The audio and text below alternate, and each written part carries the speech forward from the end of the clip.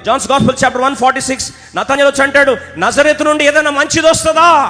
ఈరోజు నీ జీవితంలో ఎవరన్నారా, నీ నుంచి మంచిది రాదు, నువ్వు పుట్టిన ప్రాంతం నుంచి మంచి రాదు, నీ కులం నుంచి మంచి రాదు, నీ వెనుక చరిత్ర మంచి రాదు, నీ నుంచి మంచిది రాదు, మేలు జరగదు, నీ బ్రతుకంతా కీడే, నీ బ్రతుకంతా నాశనమే అని ఎవరన్నా చరిత్రను నీ గురించి కంక్లూజన్ ఇచ్చి నీ గురించి అలా తీర్పు చేశారా?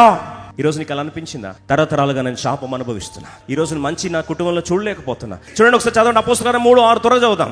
అంతటా పేతురు, వెండి బంగారం మా ఇద్దరు లేదు, కానీ నా కలిగింది నీకు ఇచ్చున్నాను, నజరుడైన యేసు క్రీస్తు నామమున నడుమని చెప్పి. యేసు నామం అంటే అయిపోతుంది కదా, ఏమంటున్నారు? నజరేయుడైన యేసు క్రీస్తు నామమున లేచినాడు. ఆ పేరు ఏమైందండి ఇప్పుడు? బ్రాండ్ అయింది. A bad name became a brand name. దేవుడు ఆ మాటను మన చేత నెరవేర్చును గాక. ఎక్కడెక్కడైతే బ్యాడ్ అన్నారో, ఇది అండి, ఇదంతా బ్యాడ్ అండి, పనికిరాదండి, ఇంతే అండి, ఆ ప్రాంతాల్లో దేవుడు ఎలా వాడుకున్నాడంట? బ్రాండ్ గా వాడుకున్నాడు. ఇది కేవలం క్రీస్తు ప్రభు వారి ద్వారానే సాధ్యమైంది.